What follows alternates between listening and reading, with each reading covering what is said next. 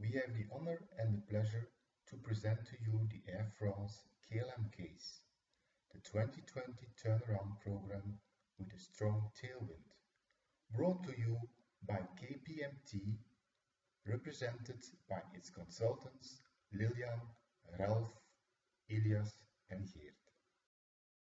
What's on the agenda of this presentation? We start with the situation as it is today, followed by a company snapshot, moving to external analysis using Pastel and 5 forces, followed by analysis of the internal capabilities, focusing on strengths and weaknesses of the company.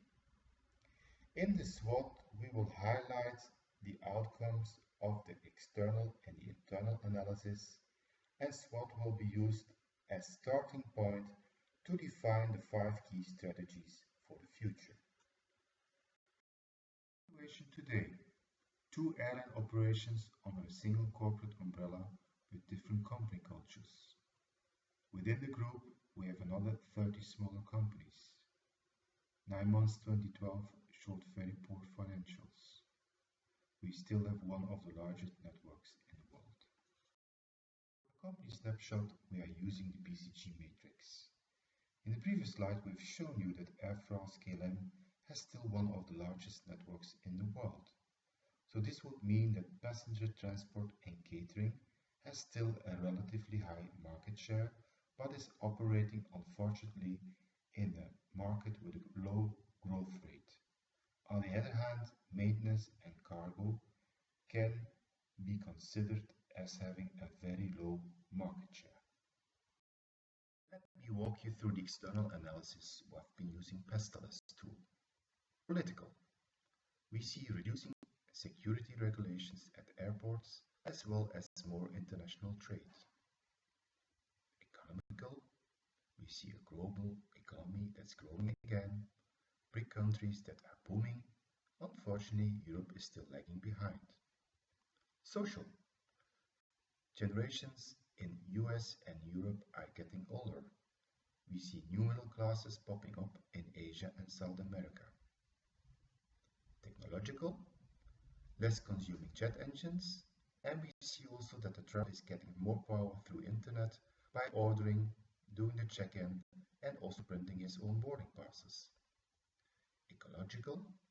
There's more and more focus on waste reductions and high pressure on reducing CO2 emissions. Legal. We see standardized rules in the EU, more open sky deals, but unfortunately worldwide environmental standards have been delayed. On this slide we will be showing you the outcome of the external analysis using 5 forces. Starting with the competition within the own airline industry, we see a mix of competitors. Some focusing on cost, others focusing on value. The industry itself is slow growing. Taking all these elements into consideration, we think that this force is rather high. The next force, threat of new entrants. We notify here that are limited landing rights and time slots available. That it's quite difficult to set up a B2B and a hub network, and that huge investments are required. Taking these elements into consideration, we can conclude that the threat of new entrants is rather low. Next force, bargaining power of buyers.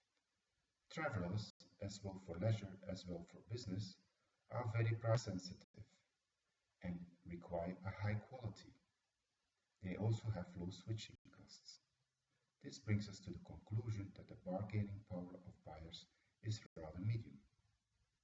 Next force, threat of substitutes. Within Europe, we still have the possibility to use the train and car for travel purposes. Tele and video conferences help business travelers to reduce their travel. Taking these elements into consideration, we think the threat of substitutes is rather medium. Last but not least, bargaining power of suppliers. Suppliers are as well airplane manufacturers as airports. We see a small number of airplane manufacturers, and and we see also high switching costs for companies when they want to switch from one airport to another airport. Taking these elements into consideration, we think the bargaining power of suppliers is rather medium. After an analysis of the company's internal capabilities, the following strengths were identified as the most important. The company has a dominant position in two major hub airports, Amsterdam and Paris-Charles de Gaulle. It also has an extensive route networks to Americas, Caribbean, Asia-Pacific, and Africa. Air France-KLM also has a large fleet of around 550 aircraft, and it is well placed geographically to take advantage of the transatlantic passenger traffic. It sits on the western coast of Europe and is able to funnel traffic between Europe and the US. The company also has a strong brand name related to quality, especially in markets like Asia and Africa, where French products are associated with luxury. In the same analysis, the following weaknesses were identified as the most important. The company has numerous and diverse subsidiaries, including non-aeronautical ones, which are active in markets which are not related to aviation. The company also has complex corporate governance with two separate entities which have completely different corporate cultures. Also, the labor rules are quite inflexible, especially with pilots and cabin crew of Air France. The company also has high labor costs and very high debts of around 535 billion euros. During the SWOT analysis, several strengths were identified, including the strong brand name of the company and the well-connected hub airports. As weaknesses, we're seeing the legacy labor contracts that the company has, as well as the cumbersome structure of the company itself with the numerous subsidies. The airline business is quite a mature industry, and therefore emphasis on high-quality customer service was seen as an excellent opportunity to take advantage of business travelers. Also, the attractive markets in Asia and Africa were seen as a great opportunity since they offer growth rates which are much higher than the European ones. Finally, the threats that were identified were the improved technology and the cost cutting which result in less business travel, as well as the fact that leisure travelers are price sensitive and therefore are affected a lot by price elasticity. Following the analysis that was presented in the slides before, 5 key strategies for the future of Air France-KLM were developed. These were created by using strengths to embrace opportunities, to block threats, and by turning weaknesses into a strength.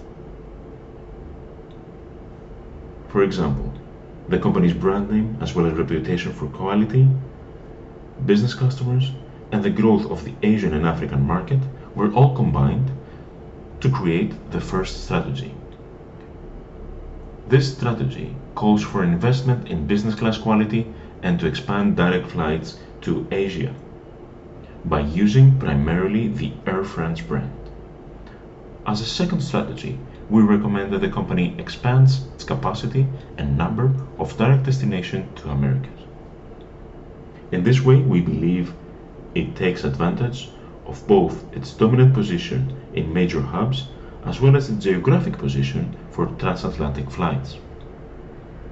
As a third strategy, we recommend that the company merges all low-cost operations under a single new business unit called Transavia by Air France-KLM. This business unit should use separate and flexible contract agreements to ensure it has a competitive cost structure. The company Transavia by Air France-KLM is to replace all European flights and feed into the Air France-KLM long-haul network. In this way, we believe that the company will address the threat of low-cost carriers. As a fourth strategy, we recommend to focus on the airline passenger product and sell any other business that is not related to aviation. A fifth strategy would be to merge the dedicated cargo operations and sell them as a single cargo unit. The company should focus only on optimizing revenues from cargo space beneath passenger aircraft. Using these 5 strategies, we believe that the company will be well equipped to address the challenges of the future and remain as one of the leading airline groups in the world.